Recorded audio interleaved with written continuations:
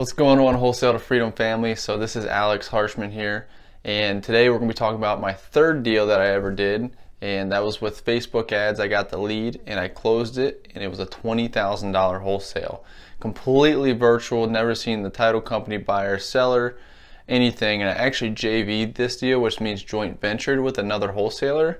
We were able to get the deal closed, and we were able to make some money, both of us, and I only spent like an hour or 2 hours at the most on this transaction.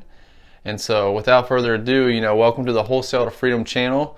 What this channel is all about is me trying to teach you guys how to wholesale to freedom financially, but more importantly to time freedom, because we want to have the time to do the things we want, whether it is to work on our business or to travel or spend with our families.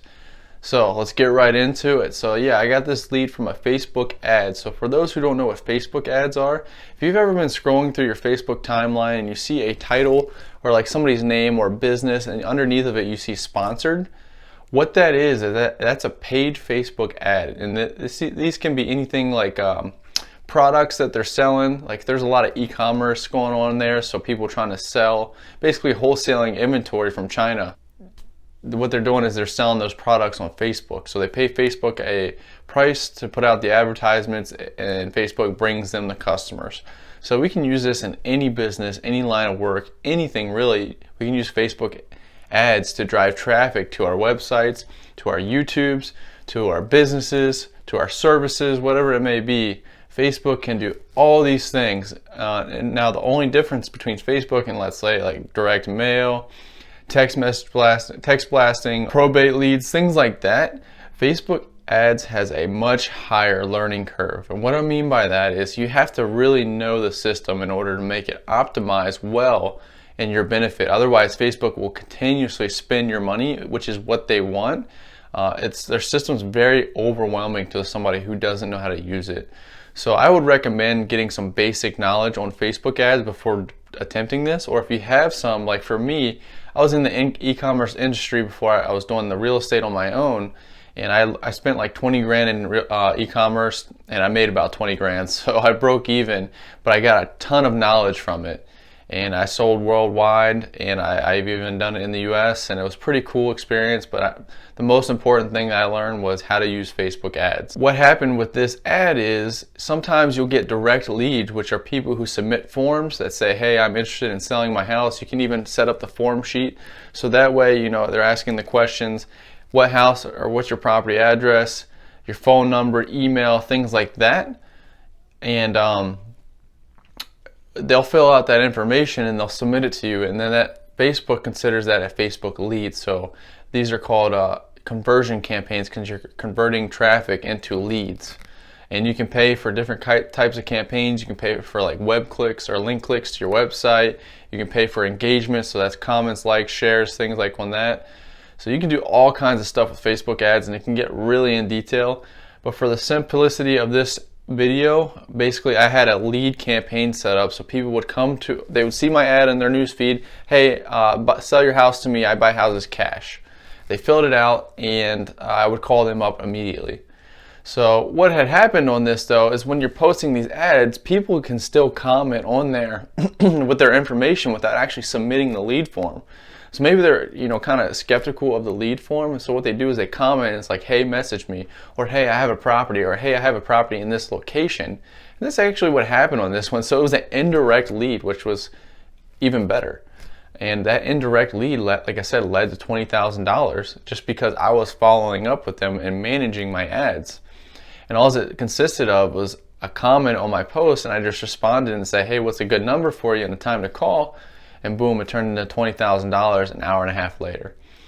Not an hour and a half later, but an hour and a half of work later. And I think that's pretty powerful. $20,000 over an hour and a half. It's pretty amazing. So be sure to like this video, subscribe down below, so that way you can get blessed with $20,000 deals or get your wholesale deals done or started. And yeah, so I followed up on this lead that commented on my post. They said, hey, I got a property in Baltimore, Maryland, and didn't know if you were buying in that area, because mine was in a Western Maryland is where I was advertising.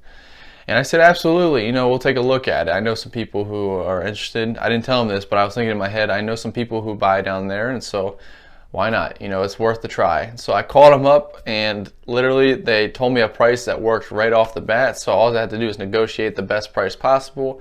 I did that, and it would have been a $30,000 deal, but after they had accepted the price and we moved forward, they said, well, actually, we need this much amount of money or we can't move forward. Now, in this situation, when you have a property already under contract and you accepted a price and they have accepted a price, you can go ahead and move forward with a closing. And if they just try to, you know, slow the process down, or maybe they want to back out, you can put a what's called a record of contract on the property, which basically means if somebody else tries to wholesale this or buy this property, they have to pay off your lien. It's essentially attaching a lien to the property. And you can go that route if you want. I wouldn't recommend it. So what I did is I asked, hey, you know, how much more do you need? And they said 10,000. So we negotiated them down to 130. And they said they actually needed 140 to make it work. So I said, whatever, 140 is fine. I reached out to a local wholesaler who does some stuff in Baltimore virtually. And he said, yeah, I got some buyers who are buying right now. And I said, perfect. How about, would you be willing to go and take photos of the property for me and show the property to your buyers?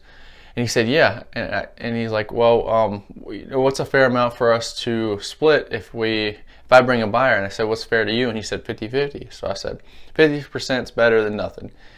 And sure enough, he had buyers interested. He went to show the buyers, and he took pictures of the property. So I mean, he was pretty much my boots on the ground because he lived closer than I do. I think it's like an hour and a half for me. It's probably like 45 minutes for him. So it worked out for everybody, and he negotiated the buyers and everything. And at the end of it, he made 10 grand. I made 10 grand. So that's long story short. He negotiated the buyers.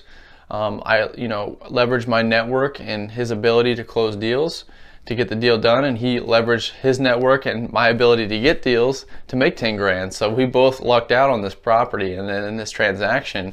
He's actually somebody who's in my mastermind group. We meet up every Sunday, and I think that's pretty cool. That's why it's good to have a good network of people you can trust, because there are a lot of wholesalers who will try to sneak their way in and steal the deal from you, and you got to be cautious of that. So really know who you're working with. It's like, who do you want to take on a date? Do you want to take on a date with somebody who's going to, try to order all the food and take your money? Or do you want to take somebody on a date that's going to be like, yeah, it's going to be a good date? I don't know. That's kind of the way I look at it, right? And somebody had said this to me whenever I was trying to set up a JV deal with them, and I thought it was pretty funny. He's like, yeah, so you want to get to know me before we go to bed first, right? So I was like, yeah, that's pretty much what I was saying. And I thought that was pretty funny. But yeah, so the lead came from Facebook. They commented on my post. I immediately commented back because I get the notifications on my phone. 100% virtual. I said, yeah, we buy in Baltimore. When's a good time to talk? She said, right away. I called her up. I got the price she wanted. I called back, made the offer. She accepted the offer because it's what she wanted and her husband wanted, and then they were going through a divorce. It worked out, and so we signed the contract. I had my friend go out there, look at the property, take pictures, show the property to the buyers. Seller was there with them. Everything was fine, and it was a very good experience for everybody. The buyer set up the title company. I made sure that I stayed in communication with the title company, and it's very important because if you're working virtually and let's say the buyers do pick their title company, you need to be on that title company like no other. You need to be updating them or having them keep you updated, because you don't want to let these things go on with nobody updating you, because that's when things fall apart.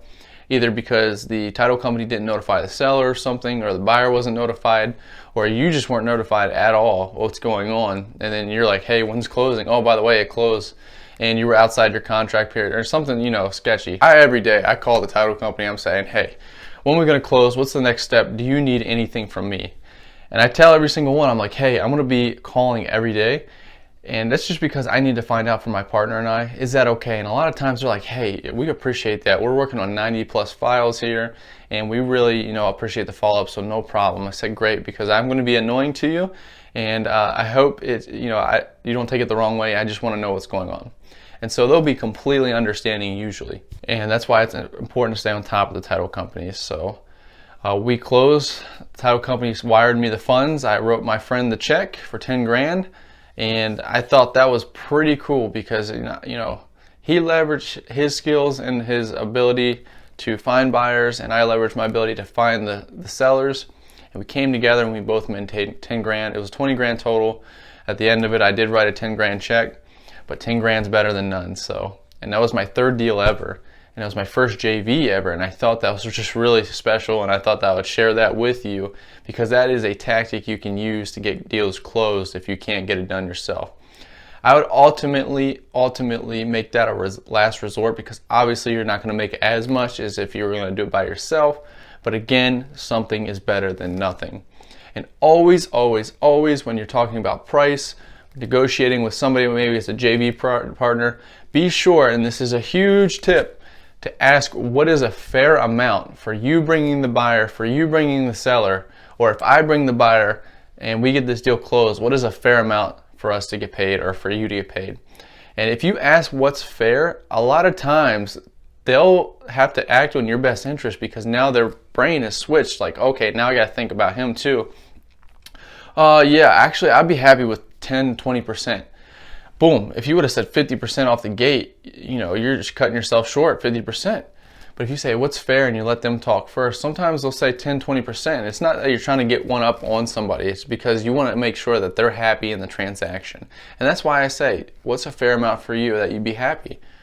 He said 50%. And this is because he kind of knows the deal and knows the game. And he's actually a friend of mine. I would consider a friend. So I did not mind paying him 50%. But normally if they say 50% right off the get-go, just say, hey, my partner is like, you know, we've done 50% before, but it's after we've done a couple deals together. I mean, is that what it's going to take for you to get this deal done? And if they said, yeah, that's okay. You just go through with it or try to find somebody else to JV with. Or you can say, okay, well, actually, my partner needs to be at 60%. We're spending a lot of money on marketing. We negotiated this thing down. We already got the pictures for you. So all you have to do is send it out is, you know, can you do 40%? You can always negotiate or you can just let it go. You know, it's up to you. Everything's up for negotiation. So, without further ado, that's how I made 20 grand virtually on Facebook ads, my third deal ever, and that's how I got started. You know, the first couple deals, you learn so much, and just remember any mistakes you make in those deals, just write them down and learn from them so you don't make that same mistake again. Mistakes are not failures. They might be temporary failures, but those failures are what's going to make you the millions and millions of dollars, because now you're going to learn from those mistakes where nobody could teach you those things. And that's why a lot of people, they fail when they're starting out because they make all these mistakes and they don't do anything with them. They just say, okay, well, I'm not good enough for this business, or it's not possible to do. And they cut themselves short when in fact they just got a first-class education. And they might have paid for that first-class education, but now they're going to be successful because they're not going to make those same mistakes. Or if they just kept moving forward and never gave up. And that's the key, is don't ever give up and you'll succeed. I hope you appreciate this video. If you did, please again like, subscribe down below, turn the notification bells on so that way you can get all my videos as soon as I post them. Again, we're trying to help people wholesale to freedom, whether that's time or financial freedom for you. I like to do both, and so I want to help you guys do the same. If you have any questions or you want to see me do another video on a specific topic, please comment down below, and we look forward to seeing you in the next one.